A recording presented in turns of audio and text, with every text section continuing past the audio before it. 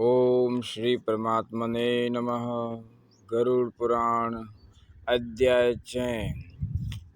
इस अध्याय में वर्षोत्सर्ग की महिमा में राजा वीरवाहन की कथा, देवऋषि नारद के पूर्व जन्म के इतिहास का वर्णन में सत्संगति और भगवत भक्ति का महात्म्य, वर्षोत्सर्ग के प्रभाव से राजा वीरवाहन को पुण्य लोक की प्राप्ति।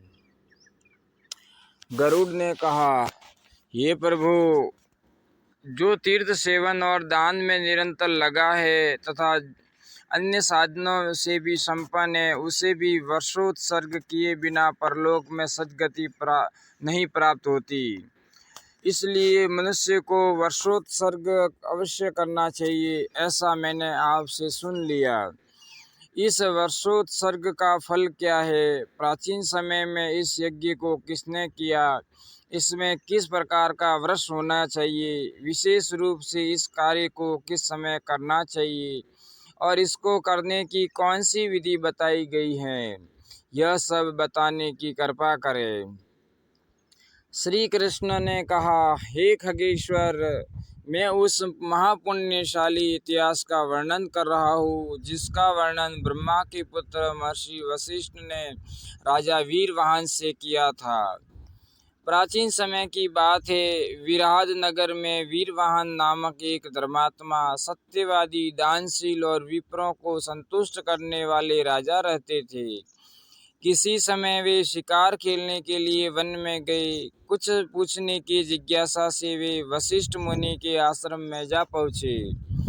आसन ग्रहण कर विनम्रता से झुके हुए राजा ने ऋषियों की संसद में मुनि को नमस्कार किया। नमस्कार करके पूछा। राजा ने कहा, हे मुनि, मैंने यथाशक्ति प्रयत्नपूर्वक अनेक धार्मिक कृत्य किए हैं, फिर भी यमराज के कठोर शासन को सुनकर मैं हृदय में बहुत ही भयभीत हूँ। ये कृपा निधान महाभाग ऋषिवर, मुझे यमदूत और देखने में अतिशय भयंकर लगने वाले नरक लोकों को न देखना पड़े, ऐसा कोई उपाय बताने की कृपा करे। वशिष्ठ ने कहा, हे राजन, शास्त्रवेता अनेक प्रकार के धर्मों का वर्णन करते हैं, किंतु कर्म मार्ग से विमोहित जन सूक्ष्मतया उनको नहीं जानते। दान, तीर्थ, तपस्या, यज्ञ, संन्यास तथा पितृ क्रिया आदि सभी धर्म हैं। उन धर्मों में भी वर्षोत्सर्ग का विशेष महत्व है। मनुष्य को बहुत से पुत्रों की अभिलाषा करनी चाहिए। यदि उनमें से एक भी पुत्र गया तीर्थ में जाए, अश्वमेध यज्ञ करे अथवा नील वृषभ यथाविधि छोड़े तो जाने अनजाने किए गए ब्रह्म हत्या आदि पाप भी विनष्ट हो जाते हैं। यह शुद्धि नील वर्ण के वृषभ का उत्सर्ग अथवा समुद्र में स्नान करने से भी हो सकती है। हे राजेंद्र, जिसके एकादशा में वर्षोत्सर्ग नहीं होता, उसका प्रेतत्व स्थिर ही रहता है। मात्र साधर्य करने से क्या लाभ होगा? जिस किसी भांति नगर अथवा तीर्थ में वर्षोत्सर्ग अवश्य करना चाहिए। हे खगेश, वर्ष यज्ञ के द्वारा प्रेतत्व से मुक्ति प्राप्त होती है, अन्य साधनों से नहीं। जो वृषभ शुभ लक्षणों से समन्वित, युवा तथा कृष्ण गण कंबल वाला हो और सदैव जो गायों के झुंड में घूमने वाला हो, उस वृषभ को विधि विधान से 4 अथवा 2 या 1 बछिया के साथ पहले उसका विवाह करना चाहिए। तदंतर मांगलिक द्रव्य एवं मंत्रों के साथ उन सब का उत्सर्ग किया जाए। ईहर प्रीति, इन 6 मंत्रों से अग्निदेव को आहुति देनी चाहिए। कार्तिक, माघ और वैशाख की पूर्णिमा, संक्रांति, अन्य पुण्य काल, व्यतिपात तथा तीर्थ में और पिता की क्षय तिथि वर्षोत्सर्ग के लिए विशेष रूप से प्रशस्त मानी जाती हैं। जो वृषभ लाल वर्ण का हो और उसका मुँह, पूछ, पांडु, श्वेत, पित्त मिश्रित हो, खुर और सिंगों का वर्ण पीत हो, वह नील वृषभ कहा जाता है। लोहितो वस्तुवर्णेन मुखे पुच्छे च पाण्डुरः पितः खूरविषाणेषु स नीलो वर्ष उच्यते। जो वृषभ श्वेत वर्ण का होता है वह ब्राह्मण है, जो लोहित वर्ण का है वह क्षत्रिय है, जो पीत वर्ण का है वह वैश्य है और जो कृष्ण वर्ण का है वह शूद्र है। अतः ब्राह्मण, क्षत्रिय एवं वैश्य वर्ण को अपने वर्ण के अनुसार वर्षोत्सर्ग करना चाहिए, अथवा रक्त वर्ण का ही वृषभ सबके लिए कल्याणप्रद है। पिता, पितामह तथा परपितामह पुत्र के उत्पन्न होने पर यही आशा करते हैं कि यह मेरे लिए वर्षोत्सर्ग करेगा। वर्षोत्सर्ग के समय इस प्रकार प्रार्थना करनी चाहिए। हे धर्म, आप इस वृषभ रूप में संसार को आनंद प्रदान करने वाले देव हैं। आप ही अष्टमूर्ति शिव के अधिष्ठान हैं, अतः मुझे शांति प्रदान करें। आप गंगा यमुना का जल पिए, अंतवेदी में घास चरे और हे वृष, धर्मराज के सामने मेरे पुण्य कर्म की चर्चा करें। इस प्रकार का निवेदन करते हुए संस्कर्ता को चाहिए कि वृषभ के दाहिने कंधे पर त्रिशूल और बाएं उरु भाग में चक्र का चिन्ह अंकित करके गंध, पुष्प और अक्षत आदि से बसिया के सहित उस वृक्ष की पूजा करके विधिवत बंधन मुक्त कर दे। वशिष्ठ जी ने कहा, हे राजन, आप भी विधिवत वर्षोत्सर्ग करें, अन्यथा सभी साधनों से संपन्न होने पर भी आपको सद्गति नहीं प्राप्त हो सकती। राजन, पहले सतयुग में विदेहनगर में धर्मवत्स नाम का एक ब्राह्मण था, जो अपने वर्णानुसार कर्म में अहनियस निरत, विद्वान, विष्णु भक्त, अत्यंत तेजस्वी और यथा लाभ से संतुष्ट रहता था। एक बार पितृपर्व के आने पर वह कुश लेने के लिए वन में गया। वहाँ इधर उधर घूमता हुआ वह कुश और पलाश के पत्तों को एकत्र करने लगा। एकाएक वहां पर देखने में अत्यंत सुंदर 4 पुरुष आए और उस ब्राह्मण को पकड़कर आकाश मार्ग से लेकर चले गए। वे चारों पुरुष उस दीन व्यतीत ब्राह्मण को पकड़कर बहुत से वृक्षों वाले घनघोर वन पर्वतों के दुर्गों को पार कराते हुए एक वन से दूसरे वन के मध्य ले गए। हे राजेन, वहां पर उस ब्राह्मण ने एक बहुत बड़ा नगर देखा। वह नगर मुख्य द्वार से समन्वित तथा अनेक प्रासादों से सुशोभित हो रहा था। चबूतरा, बाजार, खरीदी बेची जाने वाली वस्तुओं और नर नारी से युक्त उस नगर में तुरहियों की ध्वनि हो रही थी। वीणा और नगाड़े बज रहे थे। वहाँ कुछ भूख से पीड़ित, दीनहीन, पुरुषार्थ से रहित लोगों को भी उसने देखा। हरिओम। उसके बाद अत्यंत मैले कुचेले, फटे पुराने वस्त्रों को पहने हुए लोग दिखाई पड़े। आगे हष्टपुष्ट वस्त्राभूषण से अलंकृत सुंदर सुंदर वस्त्र धारण किए हुए कुछ ऐसे लोग थे जो देवताओं के समान शोभा संपन्न थे। उनको देखकर वह विस्मयाभिभूत हो उठा। वह सोचने लगा कि क्या मैं स्वप्न देख रहा हूँ अथवा यह कोई माया है या मेरे मन का यह विभ्रम है।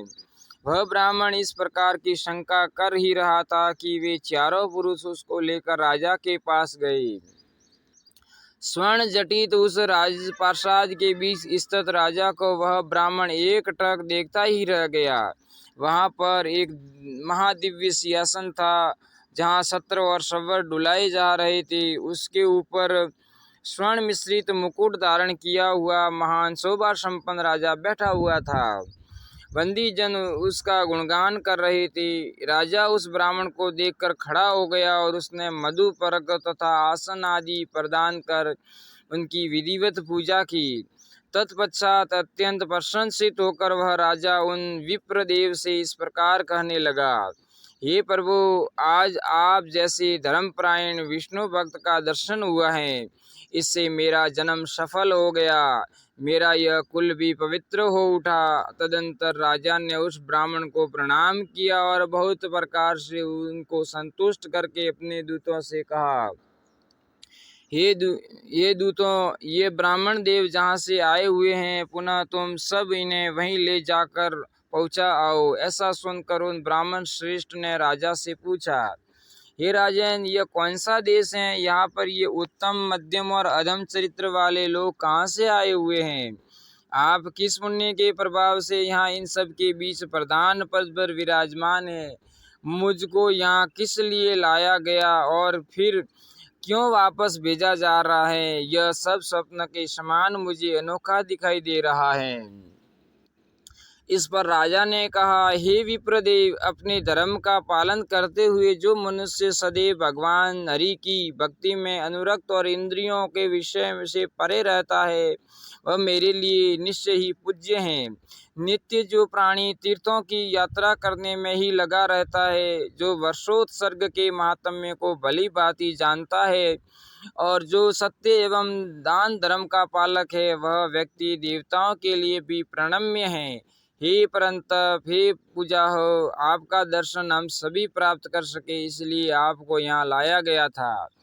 हे देव, आप मुझ पर प्रसन्न हो और मुझे इस साहस के लिए क्षमा करें। मैं स्वयं अपने संपूर्ण चरित्र का वर्णन करने में समर्थ नहीं हूँ। इस वृत्तांत का वर्णन मेरा यह विधिवत नाम वाला मंत्री करेगा। राजा का वह मंत्री सब वेदों को जानने वाला विद्वान व्यक्ति था, अतः अपने स्वामी की हार्दिक इच्छा को जानकर वह कहने लगा, हे विप्र, यह राजा पूर्व जन्म में द्विज और देवताओं से सुशोभित विराज नगर में विश्वम्भर नाम का एक वेश्य था, ऐसा मैंने सुना है। वेश्यवृत्ति से जीवन यापन करते हुए वह अपने परिवार का पालन करता था, नित्य गायों की सेवा तथा ब्राह्मणों की पूजा भी करता था। सतपात्र को दाम, अतिथि सेवा तथा अग्निहोत्र करना उसका नित्य धर्म था।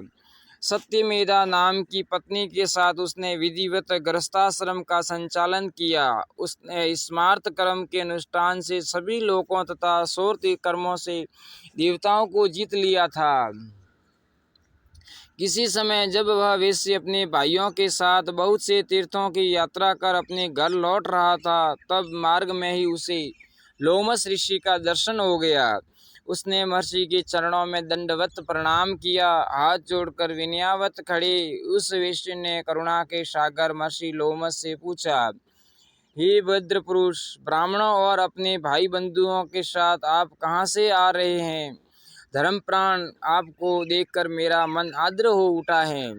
इस पर विश्वम्भर ऋषि ने उत्तर दिया, मुनिवर, यह शरीर नश्वर है, मृत्यु प्राणी के सामने ही खड़ी रहती है। ऐसा जानकर अपनी धर्मप्रायणा पत्नी के साथ मैं तीर्थ यात्रा में गया था। तीर्थों का विधिवत दर्शन एवं प्रचुर धन दान कर मैं अपने घर की ओर वापस जा रहा था कि सौभाग्यवश आपका दर्शन हो गया। लोमस ने कहा, इस भारतवर्ष की पावन भूमि में बहुत से तीर्थ हैं। आपने जिन तीर्थों की यात्रा की है उसका मुझे वर्णन करें। वेश्य ने कहा, हे ऋषिवर, जहाँ गंगा, यमुना और सरस्वती नामक पवित्रतम नदियाँ एक साथ मिलकर प्रवाहित होती हैं, जहाँ ब्रह्मा तथा देवराज इंद्र ने दशाश्वमेध यज्ञ किया था, उस तीर्थराज प्रयाग, जहाँ करुणानिधान देव देवेश्वर शिव प्राणियों के कान में तारक मंत्र का उपदेश देते हैं, उस मोक्षदायिनी काशी, पुलहाश्रम, फल्गु तीर्थ, गंडकी, चक्र तीर्थ, नैमिषारण्य, शिव तीर्थ, अनंतक, गोप्रतारक, नागेश्वर, बिंदु सरोवर, मोक्षदायक राजीव लोचन भगवान राम से सुशोभित अयोध्या, अग्नि तीर्थ, वायु तीर्थ, कुबेर तीर्थ, कुमार तीर्थ, शुक्र तीर्थ, भगवान कृष्ण से अलंकृत मथुरा, पुष्कर, सत्य तीर्थ, ज्वाला तीर्थ, दिनेश्वरा तीर्थ, इंद्र तीर्थ, पश्चिम वाहिनी, सरस्वती तथा कुरुक्षेत्र जाकर मैंने दर्शन किया। इसके बाद मैं ताप्ती, पयोष्णी, निविंध्या, मलय, कृष्णवेणी, गोदावरी, दंडकवन, ताम्रचूड़, सद्योदक और धावा भूमीश्वर तीर्थ को देखकर पर्वतराज श्री शैल पर पहुंचा। तदंतर महातेजस्वी भगवान हरि स्वयं जहाँ श्रीरंग नाम से निवास करते हैं, जहाँ महिषासुर मर्दिनी दुर्गा वैकंठी नाम से पुकारी जाती है, उस वेंकटराचल की यात्रा मेरे द्वारा की गई। ओम। तत्पश्चात चंद्र तीर्थ, भाद्रवट, कावेरी, कुटिलाचल, अवटोदा, ताम्रपर्णी, त्रिकूट, कौललकगिरी, वशिष्ठ तीर्थ, भरम तीर्थ, ज्ञान तीर्थ, महोदधि, ऋषिकेश, विराज, विशाल और नीलाद्रि, जगन्नाथपुरी, भीमकूट, श्वेतगिरी, रुद्र तीर्थ तथा जहाँ तपस्या करके पार्वती ने भगवान शिव का पति रूप में वर्ण किया था उस उमावन तीर्थ की मैंने यात्रा की। साथ ही वरुण तीर्थ, सूर्य तीर्थ, हंस तीर्थ तथा महोदधि तीर्थ की यात्रा हुई, जहाँ स्नान करके काकोला पहाड़ी कोहा भी राजहंस बन जाता है, जहाँ स्नान मात्र करके एक राक्षस ने देवत्व प्राप्त कर लिया था। उसके बाद विश्वरूप, वंदी तीर्थ, रत्नेश तथा कुहकाचल तीर्थ गया, जहाँ नर नारायण का दर्शन करके मनुष्य करोड़ों पाप से मुक्त हो जाता है। सरस्वती, दृष्टवती और नर्मदा नामक मनुष्यों के लिए कल्याणकारिणी नदियों की मैंने यात्रा की। भगवान नीलकंठ, महाकाल, अमरकंटक, चंद्रभागा, वेत्रवती, विवत्स, वीरभद्र, गणेश्वर, गोकर्ण, बिलव तीर्थ, कर्मकुंड और शतारक तीर्थों में जाकर आपकी कृपा से मैं अन्य तीर्थों में भी गया, जहाँ मात्र स्नान करके मनुष्य कर्म बंधन से मुक्त हो जाता है। हे मुनि, साधु जनों की जो कृपा है वह प्राणियों में कल्याणकारिणी बुद्धि को जन्म देती है। एक ओर तो सभी तीर्थ हैं और दूसरी ओर करुणापूर्ण साधु जन प्राणियों के कल्याण का उन पर कृपा करने का व्रत धारण करके वे इतस्ततः परिभ्रमण करते रहते हैं। हे प्रभु, आप सभी वर्णों के गुरु हैं तथा विद्या एवं वय में श्रेष्ठ हैं, अतः मैं आपसे उस आदि भौतिक स्वरूप के विषय में पूछ रहा हूँ जो चिरंतन काल से चला आ रहा है। मैं क्या करूँ, किससे पूछूँ? मेरा मन अत्यंत संचल हो उठा है। वह ब्रह्मा के विषय में तो निष्प्रह रहता है, पर विषयों में अति लालायित रहता है। वह रंश मात्र भी उस अज्ञान रूपी अंधकार का विषोह सहन नहीं कर सकता। ये विप्रदेव, कर्मों का जो श्रेष्ठतम क्षेत्र है वह अनेक प्रकार के भावों से व्यामोहित हैं। ज्ञान संपन्न व्यक्ति के पास जिस प्रकार से शांति आ जाती है, विवेकवान श्रेष्ठ मनुष्य जिस प्रकार अंतबाह्य दोनों स्थितियों में शुद्धता को प्राप्त कर लेता है, वह सब मुझे बताने की कृपा करे। ऋषि ने कहा, हे वैश्यवर्य, यह मन अत्यंत बलवान है। यह नित्य ही विकार युक्त स्वभाव वाला है, तथापि जैसे पीलवान मतवाले हाथी को भी वश में कर लेता है, वैसे ही सत्संगति आलस्य रहित होकर साधन करके तीव्र भक्ति योग से तथा सदिचार के द्वारा अपने मन को वश में कर लेना चाहिए। इस संबंध में मैं तुम्हें विश्वास हो जाए इसलिए मैं एक इतिहास बता रहा हूँ, जो नारद के पूर्व जन्म के जीवन व्रत से जुड़ा हुआ है, जिसको स्वयं उन्होंने ही मुझसे कहा था। नारद जी ने मुझसे कहा, हे मुनि, मैं प्राचीन काल में किसी श्रेष्ठ ब्राह्मण का दासी पुत्र था। वहीं पर मुझे महान पुण्य आत्माओं की सत्संगति प्राप्त करने का सुअवसर भी मिला। एक बार वर्षा काल में भाग्यवश मेरे घर साधु जन ठहरे हुए थे।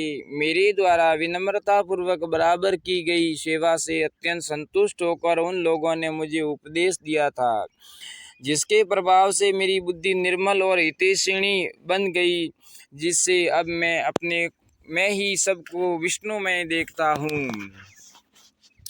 मुनियों ने नारद जी से कहा, ये वत्स, तुम सुनो, हम सब तुम्हारे हित में कह रहे हैं। जिसको स्वीकार कर तदनुसार जीवन यापन करने वाला प्राणी इस लोक और परलोक दोनों में सुख प्राप्त करता है। इस संसार में अनेक प्रकार के देवता, पक्षी तथा मनुष्य आदि की योनियां हैं, जो कर्म पास में बंधी हुई हैं। वे सदैव पृथक पृथक रूप से कर्म फलों का भोग करते हुए सत्व गुण से देवत्व, सत्वगुण से देवत्व, रजोगुण से मनुष्यत्व और तमोगुण से त्रियक योनि प्राप्त करते हैं। वासना में आवृत बुद्धिहीन प्राणी माता के गर्भ से बार बार जन्म लेकर मृत्यु का वरण करता है। इस प्रकार उन असंख्य योनियों में जाकर वह कभी देव योग से ही मनुष्यों की दुर्लभ योनि को प्राप्त करता है। महात्माओं की कृपा से भगवान हरि को जानकर तथा अपार भवसागर को रोग रूपी ग्रह और मोह रूपी पास से युक्त समझकर मुक्त हो जाता है। इस भवसागर को पार करने के इच्छुक प्राणी के लिए राम नाम सिमरन के अतिरिक्त अन्य कोई साधन हमें दिखाई नहीं देता है। जैसे दही का मंथन करने से नवनीत और काष्ठ का मंथन करने से अग्नि प्राप्त होती है, वैसे ही आत्म मंथन कर उस परमात्मा को जो प्राणी जान लेता है वह सुखी हो जाता है। यह आत्मा नित्य, अव्यय, सत्य, सर्वगामी, सभी प्राणियों में अवस्थित और महान है। यह अप्रमेय है। यह स्वयं में ज्योति स्वरूप एवं मन से भी अग्रह है। यह वह तत्व है जो सच्चिदानंद है और सभी प्राणियों के हृदय में विराजमान रहता है। भावों के विनष्ट हो जाने पर भी कभी विनष्ट नहीं होता। जिस प्रकार आकाश सभी प्राणियों में, तेज जल में और वायु सभी पार्थिव पदार्थ में स्थित है, उसी प्रकार आत्मा सर्वत्र व्याप्त और निर्लेप है। भक्तों पर कृपा दृष्टि रखने वाले भगवान हरि साधुओं की रक्षा करने के लिए अवतरित होते हैं। यद्यपि वे निर्गुण हैं, फिर भी अज्ञानियों को गुणवान प्रतीत होते हैं। जो व्यक्ति इस प्रकार की ज्ञानवती बुद्धि से अपने हृदय में उस परमात्मा का चिंतन करता है, उसके भक्ति योग से संतुष्ट होकर वे अनजन्मा पुरुष परमात्मा उसको अपना दर्शन देते हैं। तत्पश्चात वह भक्त कृतार्थ हो जाता है और सर्वदा सर्वत्र निष्काम भाव से बना रहता है। अतः बंधन युक्त इस शरीर में अहंकार का परित्याग करके स्वप्न प्राय संसार में ममता और आसक्ति से रहित होकर संचरण करे। स्वप्न में धैर्य कहाँ स्थिर रहता है, इंद्रजाल में कहाँ सत्यता होती है, शरत काल के मेघ में कहाँ नित्यता रहती है, वैसे ही शरीर में सत्यता कहाँ रहती है। यह दृश्यमान समस्त चराचर जगत अविद्या कर्म जनित हैं। ऐसा जानकर तुम्हें आचारवान योगी बनना चाहिए, उससे तुम सिद्धि प्राप्त कर सकते हो। इस प्रकार का उपदेश देकर वे सभी दीनहीन प्राणियों पर वात्सल्य भाव रखने वाले साधु वहाँ से चले गए। तदंतर में नारद जी कहते हैं, उनके द्वारा बताए गए मार्ग से उसी प्रकार का आचरण प्रतिदिन करता रहा। कुछ ही समय के पश्चात मैंने अपने अंतःकरण में यह एक आश्चर्यजनक दृश्य देखा कि शरतकालीन चंद्रमा के समान निर्मल, प्रतिक्षण आनंद प्रदान करने वाला अद्भुत प्रकाश पुंज प्रज्वलित हो रहा है। वह महातेज मुझे प्रचुर सुख से सींच कर अपने प्रति अधिक स्पृहा युक्त बनाकर आकाश में विद्युत की भांति अंतहित हो गया। भक्ति पूर्वक मैं उस अनोखे ज्योति पुंज का ध्यान करता हुआ समय आने पर अपना शरीर छोड़कर विष्णु लोक को प्राप्त हो गया। ओम नमो भगवते वासुदेवाय। ये ब्राह्मण, उन्हीं प्रभु की इच्छा से पुनः मेरा जन्म ब्रह्मा से हुआ। उन भगवान की कृपा से ही मैं आज अनासक्त रहकर तीनों लोकों में बार बार वीणा बजाते और गीत गाते हुए घूमता रहता हूँ। अपना ऐसा अनुभव बताकर मुनि नारद मेरे पास से मनोनुकूल दिशा में चले गए। उनकी उस बात से मुझको बड़ा ही आश्चर्य हुआ और बहुत संतोष भी मिला। अतः सत्संगति तथा भगवत भक्ति से तुम्हारा विशुद्ध, निर्मल और शांत स्वभाव वाला मन सुखी हो जाएगा। हे धर्मज्ञ, साधु संगति होने पर अनेक जन्मों में किया गया पाप शीघ्र ही उसी प्रकार विनष्ट हो जाता है जैसे शरत काल आने पर बरसात समाप्त हो जाती है। हे वैश्य, हे ऋषिराज, आपके इस वाक्यामृत रसपान से मेरे अंतःकरण को शांति मिल गई। आज आपके इस दर्शन से मेरी समस्त तीर्थ यात्रा का फल प्रकट हो उठा है। यह सुनकर लोमस जी ने कहा, हे राजेंद्र, धर्म, अर्थ और काम, इस त्रिवर्ग के फल की इच्छा करने वाले तुम्हारे हित में यह मानता हूँ कि वर्षोत्सर्ग के बिना जो बहुत से सत्कर्म तुमने किए हैं वह सब ओस कणों के रूप में पृथ्वी पर गिरे हुए जल के समान कुछ भी कल्याण करने की सामर्थ्य नहीं रखते हैं। इस पृथ्वी तल पर वर्षोत्सर्ग के सदृश हितकारी कोई साधन नहीं है। इस श्रेष्ठ कर्म को करने वाले लोग अनायास पुण्यात्माओं की सद्गति प्राप्त कर लेते हैं। वर्षोत्सर्ग कर्म जिसने किया है वह व्यक्ति और जो अश्वमेध यज्ञ का करता है, मेरी दृष्टि में दोनों समान हैं। ये दोनों दिव्य शरीर प्राप्त करके इंद्रदेव का सानिध्य ग्रहण करते हैं। अतः तुम पुष्कर तीर्थ में जाकर वर्षोत्सर्ग कर्म को संपन्न करो। हे साधु, इसके बाद ही तुम अपने घर जाओ, जिससे कि इस तीर्थ यात्रा का समस्त कर्तव्य भली भांति पूर्ण हो जाए। विप्रसित ने कहा, इसके बाद वह वैश्य यज्ञ को पूर्ण करने वाले वराहरूपी भगवान जहाँ विद्यमान है, उस श्रेष्ठ पुष्कर तीर्थ में गया और उसने कार्तिक पूर्णिमा के दिन ऋषि श्रेष्ठ ने जैसा कहा था उस वर्षोत्सर्ग कर्म को विधिवत संपन्न किया। इसके बाद लोमस ऋषि की संगति से वह बहुत से तीर्थों में गया। अधिक पुण्य नील वृष विवाह से उसको प्राप्त हुआ था। श्रेष्ठ विमान पर चढ़कर दिव्य विषयों को भोगने के बाद उसका वीरसेन के राजकुल में जन्म हुआ और इस जन्म में उसको वीर पंचानन नाम की ख्याति प्राप्त हुई और वह धर्म, अर्थ, काम और मोक्ष इस पुरुषार्थ चतुष्टय का एक अद्वितीय साधक था।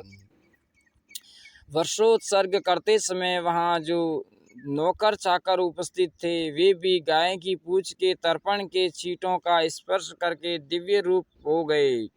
जो दूर से ही इस कार्य को देख रहे थे, वे लोग हष्टपुष्ट हो गए और उनका स्वरूप कांति से चमक उठा। इसके अतिरिक्त जो लोग इस सत्कर्म के भूभाग से बहुत दूर थे, वे मलिन दिखाई दे रहे थे। वर्षोत्सर्ग न देखते हुए जो लोग उसकी निंदा करने वाले थे, वे अभागे, दीनहीन और व्यवहार आदि में रुक्ष, कृश और वस्त्र विहीन हो गए। ये द्विज, मैंने भगवान पराशर से पूर्व जन्म से संबंध इस राजा का अद्भुत और धार्मिक जो वृत्तांत सुना था, उसका वर्णन आपसे कर दिया। इसलिए आप मेरे ऊपर कृपा करके अब अपने घर लौट जाए। मंत्री के ऐसे वाक्यों को सुनकर वे ब्राह्मण अत्यधिक आश्चर्यचकित हो उठे। तदंतर राज सेवकों के द्वारा उन्हें घर पर पहुंचा दिया गया। वशिष्ठ ने कहा, हे राजन, सभी कर्मों में वर्षोत्सर्ग कर्म श्रेष्ठ है। अतः आप यदि यमराज से भयभीत हैं तो यथाविधि वर्षोत्सर्ग कर्म ही करें। हे राजश्रेष्ठ, वर्षोत्सर्ग के अतिरिक्त अन्य कोई भी ऐसा साधन नहीं है जो मनुष्य को स्वर्ग प्राप्ति की सिद्धि प्रदान कर सके। वर्षोत्सर्ग समम किंचितम साधनम न दिव्यः परम। आपको मैंने धर्म का रहस्य बता दिया। यदि पति पुत्र से युक्त नारी पति के आगे मर जाती हैं तो उसके निर्मित वर्षोत्सर्ग नहीं करना चाहिए, अपितु दूध देने वाली गाय का दान देना चाहिए। श्री कृष्ण ने कहा, हे खगेश, महर्षि वशिष्ठ के उस वचनों को सुनकर राजा वीरवाहन ने मथुरा में जाकर विधि पूर्वक वर्षोत्सर्ग का अनुष्ठान किया। तदंतर अपने घर पर पहुंचकर उसने अपने को कृतार्थ माना। समय आने पर जब उसकी मृत्यु हुई तब यमराज की दूत उसको लेकर कालपुरी की ओर चले, किंतु उस नगर को पार करके मार्ग में जब वह अधिक दूर निकल गया तो उसने दूतों से पूछा कि साद्रदेव का नगर कहाँ है। तब दूतों ने उसको बताया कि जहाँ पापी लोग पाप शुद्धि के लिए यमदूतों के द्वारा नरक में ढकेले जाते हैं, जहाँ धर्माधर्म की विवेचना करने वाले धर्मराज विराजमान रहते हैं, वहीं वह साद्रदेवपुर हैं। आप जैसे पुण्य आत्माओं के द्वारा वह नहीं देखा जाता है। उसी समय देव गंधर्वों के सहित दिव्य रूप वाले धर्मराज ने उस राजा के समक्ष अपने को प्रकट किया। अपने सामने उपस्थित धर्मराज को देखकर राजा ने बड़े ही आदर के साथ हाथ जोड़कर उन्हें प्रणाम किया और प्रसन्नचित्त होकर उसने अनेक प्रकार से गुण कीर्तन करते हुए उन्हें संतुष्ट किया। धर्मराज ने भी राजा की प्रशंसा करके यही कहा कि हे दूतों, तुम सब इन्हें इस उस देवलोक में ले जाओ जहाँ प्रचुर भोग के साधन सुलभ हैं। राजा वीरवाहन ने उस आदेश को सुनकर सामने ही स्थित धर्मराज से पूछा, ये देव, मैं यह अधिक जानता हूँ कि आप मुझे किस पुण्य के प्रभाव से स्वर्गलोक में ले जा रहे हैं। धर्मराज ने कहा, राजन, तुमने दान यज्ञ आदि अनेक पुण्य कर्मों को विधिवत संपन्न किया है। वशिष्ठ की आज्ञा मान करके तुमने मथुरा में वत्सोत्सर्ग भी किया है। हे नरेश, यदि मनुष्य थोड़े भी धर्म का सम्यक रूप से पालन करता है तो वह ब्राह्मण और देवताओं की कृपा से अधिकाधिक हो जाता है। ऐसा कहकर यमुना के भ्राता उसी क्षण अंतर्धान हो गए। तदंतर वीरवाहन स्वर्ग में जाकर देवताओं के साथ सुखपूर्वक रहने लगा। श्री कृष्ण ने कहा, हे पक्षीराज, मैंने वर्षोत्सर्ग नामक यज्ञ का महात्म्य विस्तार पूर्वक तुम्हें सुना दिया। प्राणियों के पाप कर्म को समाप्त करने वाले इस आख्यान को सुनने वाला व्यक्ति पाप मुक्त हो जाता है। ओम नमो भगवते वासुदेवाय। भक्तों, अगर आपको ये वीडियो पसंद आया हो तो इस वीडियो को लाइक करना